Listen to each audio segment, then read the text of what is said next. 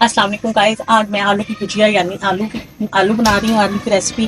तो मैंने कहा मैं आपसे शेयर करूँ। ये मैंने 1 kg आलू ले लिए हैं। ये मैंने एक अदर प्याज ले लिया, बड़ा नहीं तो छोटे 2 अदर। ये साबुत हरी मिर्चें ये मैंने दरमियान में कट लगा लिया है। ये अदरक मैंने ले लिया है, ये हरी मिर्चें काट लिए हैं। धनिया ले लिया है, 1 अदर टमाटर ले लिया है। सूखी मेथी ले लिया है, ये हस्बे जायका है। जिस अगर आपको नहीं पसंद तो ना डालें, बेहतरीन बनती है इससे। ये साबुत धनिया है। ये सब जो रेसिपी मैंने आपको बताई थी, जीरा और साबुत धनिया दरदरा करके कूटा था, वो है।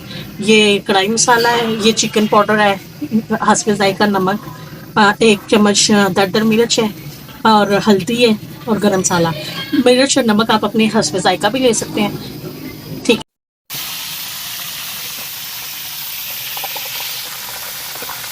है। ये प्याज प्याज डालते हैं, इसे लाइट शेडो में रेड कलर ब्राउन, इसे ब्राउन करना है।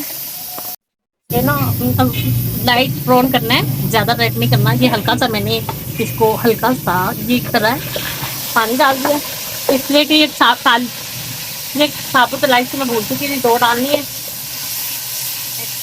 आलू डाल देंगे, ये आलू डाल देंगे इसमें सारे। अब इसको अच्छी तरह फ्राई कर लेंगे तेल में। इसको इसी में फ्राई करेंगे बगैर कुछ डाले, नमक मिर्च मसाले को इसको अच्छी तरह फ्राई करेंगे। इसे फ्राई करेंगे।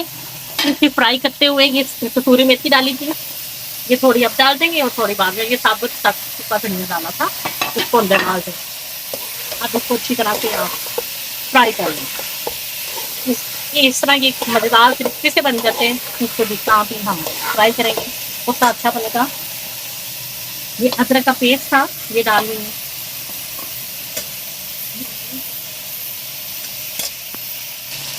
ये 5 मिनट के लिए मैंने आलू प्याज और वो डाला था, धनिया सूखी मेथी वगैरह, इनको अच्छी तरह हमने फ्राई करती है।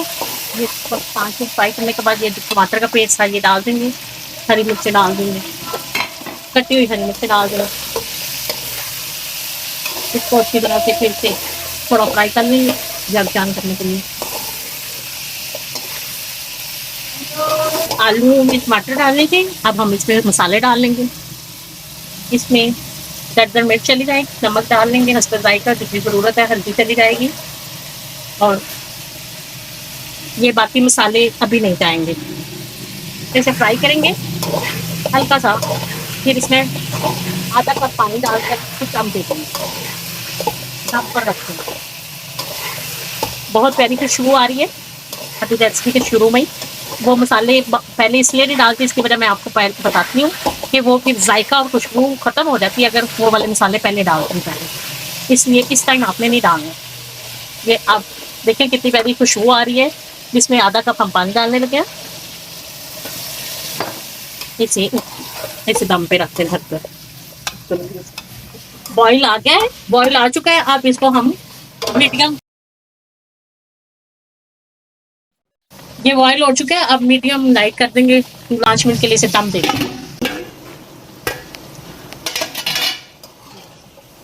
इसे हम चेक कर लेते हैं।